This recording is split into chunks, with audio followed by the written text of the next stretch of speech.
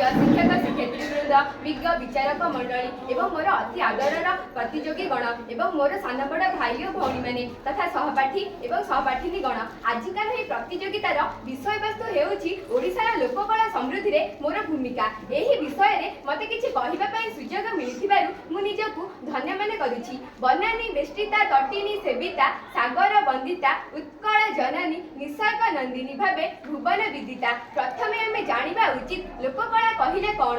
कोनोसी जाति बा जनजाति मध्यरे पीढ़ी पर पीढ़ी चाली आसुथिबा पारंपरिक कला को लोककला कहा जाए। जुगे जुगे ओडिशा बा उत्कल जननी निजर शोभा स्निग्धता अस्मिता संस्कृति और परंपरा को नहीं विश्व वंदनीय सही अपरूपा उत्कल जननीर समृद्धि और प्रगति पाई लोककलार समृद्धि एकांत अपरिहार्य। लोककला हेउछि लोक संस्कृतिर वार्ताबह। गोटिए जाति को विश्व दरबार रे परिचित कराइबा पाई सेही जातिर लोककला अनेक भूमिका ग्रहण करिथाए। एही लोककला रे लोकनाटक लोकनृत्य हाथबुणा लुगा काठ पत्थर खोदा चित्र अंका आदि देखिबा पाई मिलिथाए।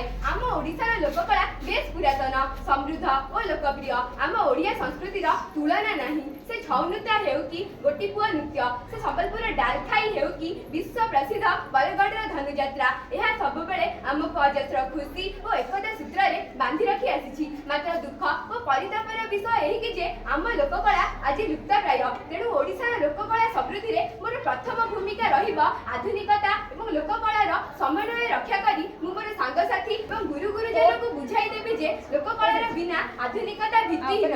ओडिशार लोककला ही आम परिचय और आम ओडिया जातिर गौरव। आम कला स्थापत्य भास्कर्य बयन शिल्पर उपमा नाही। आम पोथी पुराणर कलना नाही। आम जगन्नाथ अवर्णनीय से पुण्यमयी पवित्रमयी उत्कल जननीर संतान भावे मु गर्वित। तेणु ए महालोककला और लोक संस्कृति को आगक बढ़ाइबा पाई और यार समृद्धि को सुनिश्चित करिबा पाई मु सक्रिय भावे काम करिबी। काहेकि ना मु जानिछि मो लोककला मो लोकगीति मो लोककला मो लोकगीति महान अटे पुणी मो संस्कृति सृष्टि करे विश्व दरबार रे मोर नियारा परिचयटी धीरे धीरे लुप्तप्राय पाला दासकाठिया घुमुरा बाघ नाच कंढेई नाच घोड़ा नाच आदि पुनरुद्धार करबा पाई चेष्टा करिबी। प्रति ग्राम रे थिबा गुरुजन यथा जेजे बापा जेजे मा आई अजाक ठारू लुप्तप्राय लोककला संबंधरे पचारि बुझिबी एवं एहाकू आम विद्यालय रे शिक्षक शिक्षयित्री एवं सांगसाथी सहयोग रे आयोजन करबा पाई चेष्टा करिबी। मो लोककलार समृद्धि पाई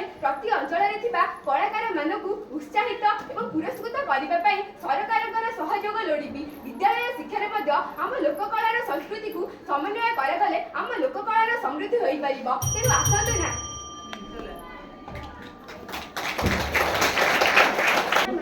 आजिर बक्तृतार विषय वस्तु रही हजि जाउथवा लोककला विकास रे मोर भूमिका। एही विषय वस्तुर आधार मु मोर संकल्पित बक्तृता रखिबाक चाहूछि। लोककला हेउछि सामाजिक और संस्कृतिर इतिहास जैसे पाला दासकाठिया घुमुरा बाघनाच घोड़ा नाच कंढेई नाच छौ आदि यह संस्कृति और परंपरा को जीवित रखे।